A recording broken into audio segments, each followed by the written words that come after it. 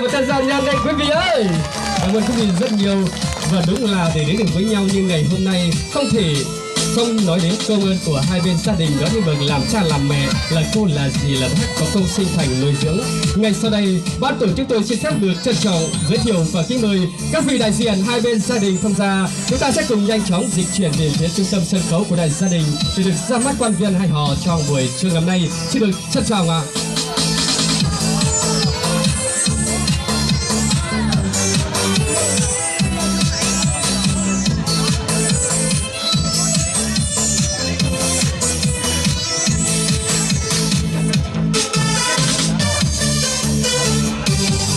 Một lần nữa ban của tôi xin phép được trân trọng kính mời các vị đại diện hai bên gia đình. Chúng ta sẽ cùng nhanh chóng dịch chuyển đến phía trung tâm sân khấu của gia đình ạ.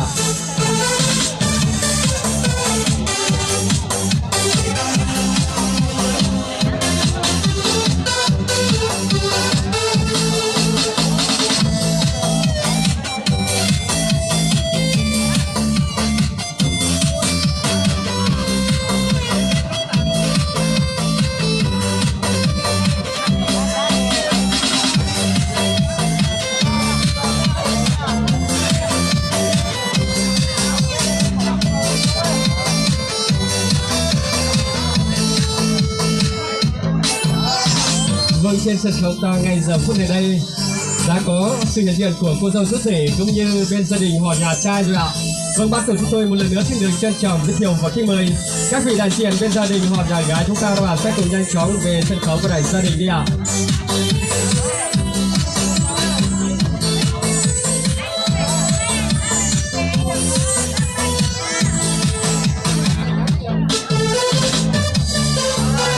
Vâng, xin mời bên gia đình nhà gái chúng ta sẽ cùng sang phía bên trái của cô dâu đi ạ.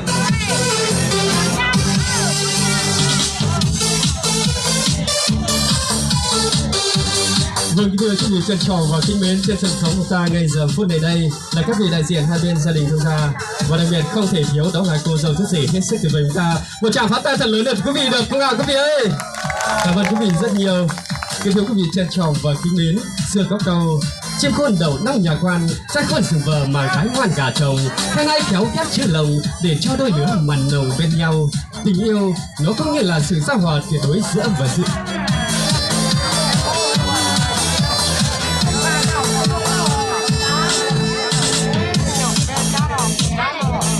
Vâng, kính thưa quý vị, tình yêu nó cũng như là sự giao hòa tuyệt đối giữa âm và dương, giữa trời và đất, giữa ngày và đêm. Tìm hiểu yêu thương gắn kết tạo dần, đó chính là quy luật của đời người trong kiếp sống nhân sinh. Và đôi bạn trẻ và chưa dần dần chúng ta cũng không thoát khỏi quy luật ấy của tạo hóa. Trải qua một thời gian khá dài miệt mài tìm hiểu gắn kết yêu thương, quan trọng tình của đôi bạn trẻ đã bắt đầu đến bờ hạnh phúc. Vâng, tặng em thì vật là quà, tặng em cả những năm xa tháng dài, bốn mùa thì trái đất trong tranh, ngày ngùng chi không tròn một ngày em ơi. Và ngày trọng đại ấy của đôi bạn trẻ hôm nay đã đến rồi. Kính thưa quý vị trân trọng và kính mến, hôm nay đây để được ra mắt quan viên hai họ, ra mắt toàn thể các đại biểu khách quý, toàn thể các quý vị, các quý ông, quý bà, cô dì, chú bác cũng như các bạn trẻ, nam nữ thanh niên, bạn bè thân hữu xa gần.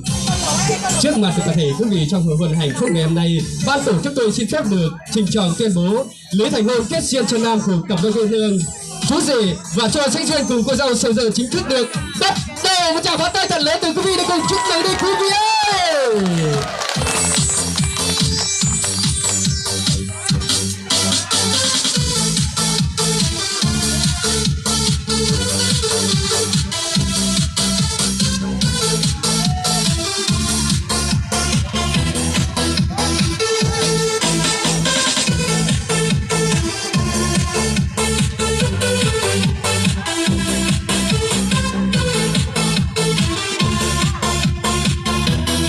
Và phát ra này hát nổ vang lừng mừng dâu nhận diệt hào anh hùng truyền tuyên, bước duyên ấy nối mãi một sợi cho duyên, cha ngâm ân nghĩa vợ chồng không phai, sinh con đồng lòng xin chúc cha là một chàng hoàng tử đẹp trai, mà sinh con thứ hai là Hoàn Châu công chúa. Điệu múa thì giống mẹ, mà điệu nhảy thì giống cha, cầm gậy đuổi gà thì giống bà giống ông, mà điệu xòe đam vong thì giống cô giống gì, mà điệu múa gì nữa thì nữa cùng giống gia đình mình đúng là quý vị ơi. Một tràng pháo tay từ quý vị để cùng chúc mừng hạnh phúc cho nam từ toàn thể quý vị đi nào.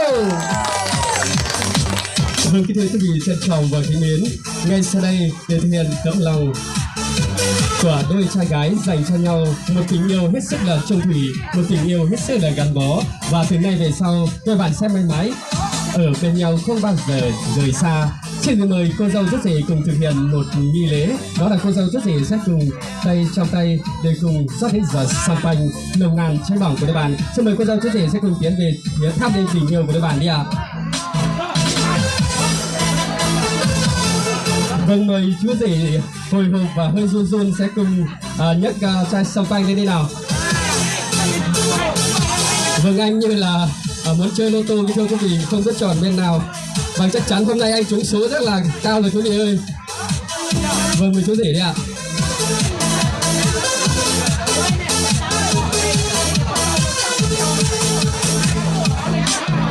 Vâng, xin mời chú rể hãy sóc thật mạnh đi ạ, sóc hết sức mình đi ạ. Sóc đến khi nào bạn cảm thấy mệt thì thôi đi ạ. Vâng, đó là do ý của bạn thôi ạ.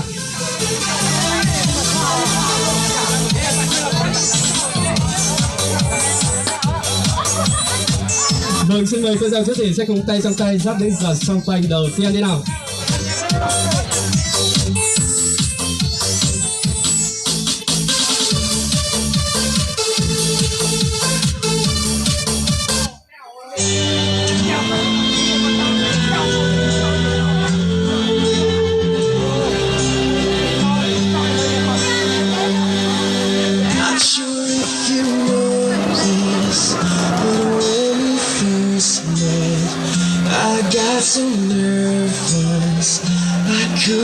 Vâng, thưa quý vị, những giọt champagne đầu tiên đang tuôn trào trên đôi tay của đôi bạn sẽ phát ly tình yêu với kỳ khói mờ trắng hư ảo, hiện thân hình của đôi bạn rất ngọt ngào mềm mại cháy bỏng như vì champagne ngày hôm nay. Tôi sẽ mời cô dâu chú rể sẽ cùng tiếp tục khinh sang champagne thứ hai đi ạ.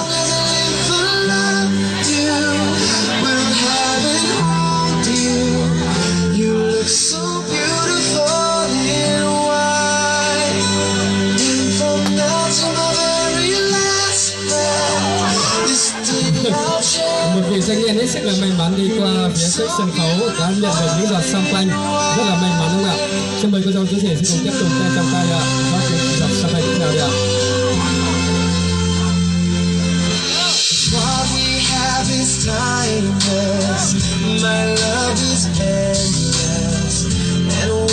Vâng, mời hai bạn xin xót ra những ly bên cạnh ạ.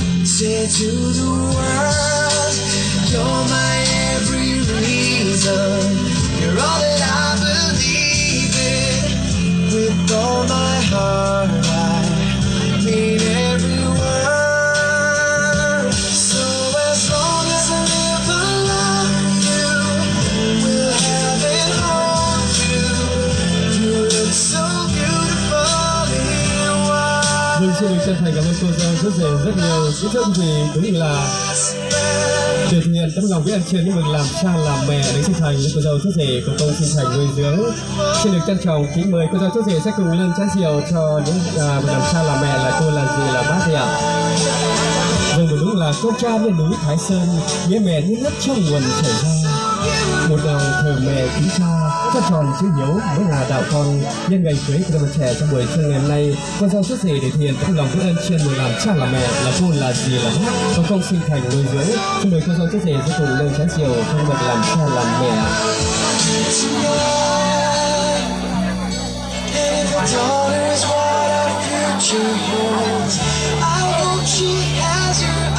Vâng, các bạn trẻ ơi, hãy chứng kiến đi ạ. Bạn nào chưa có bạn đời thì từ nay các bạn cứ học điệu bộ của cô dâu chú rể ngày hôm nay, và khi các bạn lên sân đôi lứa thì cứ thể hiện động tác như này là ok, tuyệt vời quý vị ơi. Và ban tổ chức tôi xin phép được trân trọng kính mời tập thể các quý vị các mân tiệc mừng chúng ta cùng rót những ly rượu thật đầy, nâng ly rượu lên để chúc mừng cho bên gia đình đi quý vị ơi.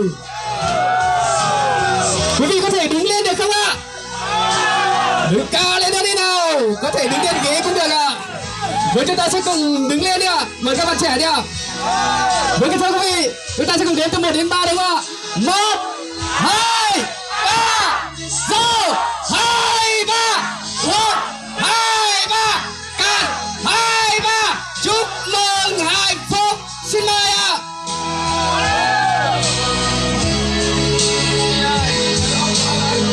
Mọi người hai bên gia đình sẽ cùng tập với nhau đi ạ.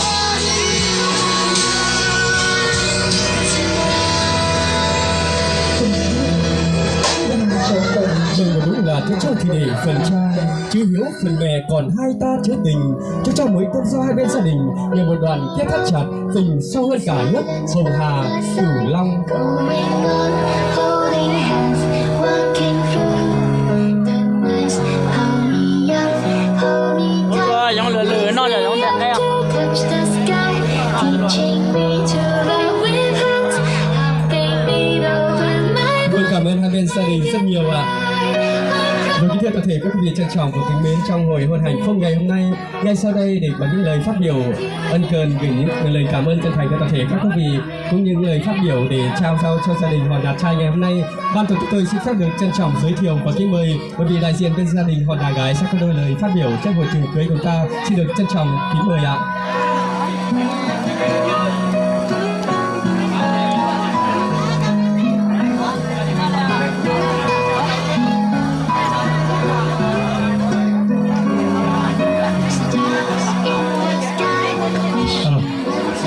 Kính thưa quý vị toàn thể các bà con anh chị em, hôm nay là tới dự bữa lễ của thầy hôn của hai cháu, cô dâu và chú rể.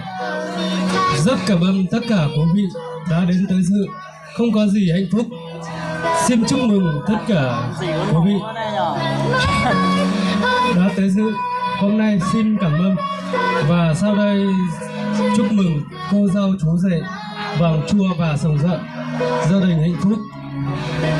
Họ chỉ ta linh đã luôn là tàn đòi chẳng nghĩa cho chỉ sẽ đời tôi cũng cho từng xài thiết tụ vào lúc trong chúng tôi luôn làm tới là chúng muốn chỉ xa cả sẽ đời tôi cũng lúc trong chúng cả vô chúng một cam một hồ sẽ được tôi có thì là dễ một điều ở trường thế chỉ ta linh đã là tôi tụ tú thì ở từng xài thiết tụ vào do cả xí lô in gần đang tôi in gần đang chỉ luôn là giờ ta càng cái xí lô một là giờ chúng thế nên cho chỉ là nên tôi cũng tao lúc trong chúng để tụi xài tụi bọn nó là cô tả lý tụi thì cũng là lúc con hùng cho tụi xài thế tụi bọn là trong thế nào chỉ tăng đã thật cho đâu toàn nhiệt chỉ tăng là cũng là lúc con hùng cho tụi xài thế tụi bọn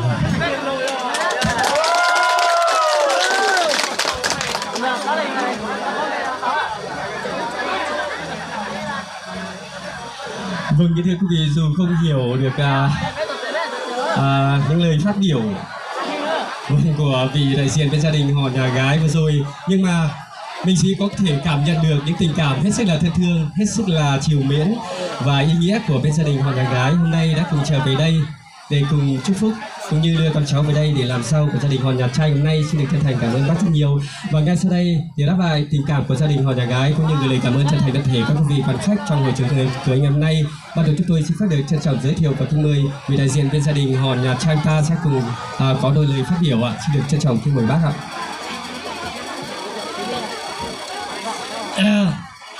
Đời nó cú tra tàu cho cú tin ra nó giờ in nu đâu nó hú giờ tụi tu tụi nhà lu trong cò giờ lu in nu giờ lu đâu lu rồng rồng ô tụi mình nhỏ lu này mỗi lần thì cứ tin ra sở đầu trồng lô thì trồng tuy trồng bao trồng giao sở đầu rồi thì sở đầu thì tôi nó cũng sáng gạo tụi mình nhỏ rồi thì xếp vào nguồn này lu trong cò ý lò lù rồi thì sở đầu tôi sáng gà ở tụi mình nhỏ nguồn này rồi thì chỉ cái sản tu ít đồng toàn chỉ ít gần toàn tu rồi thì nguồn này nhỏ rồi mua tú mua kỳ rồi mua non mua hồ rồi mua rồi thì chưa mua thù mua nhiều mua tiền rồi tổng thế cú phòng công phòng đó tụi mình nhỏ trong đi nó ở tôi thì cũng phải nó cứ tin lên trà sở đầu trồng ở tiền luôn trồng lo trồng liền lo tiền rồi sở đầu trồng con trồng do trồng khâu đá lò sở đầu tôi thương gà mua tiền mua gì cứ ý lo lúa sở đầu trâu sở đầu tôi là tiền tôi đỡ tôi hú là tiền trò đỡ trò hú mua lúa đào lúa rồi đó một cái nhà tôi tia là tiền cứ không tổ lồng đâu là tiền mua sở đầu trâu nữa mà. Vâng, lời phát biểu của bác đại diện bên gia đình Hòn Đà Trai vừa rồi thì mình chỉ có hiểu được một chút ạ.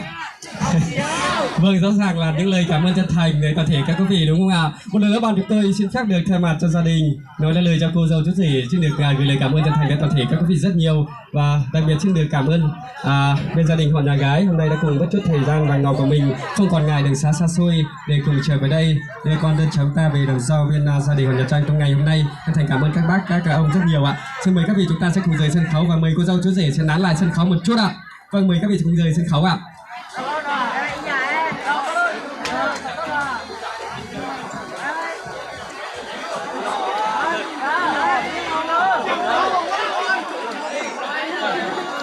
chị đây xin lấy con này cái chiếc cháo ở phía này không bà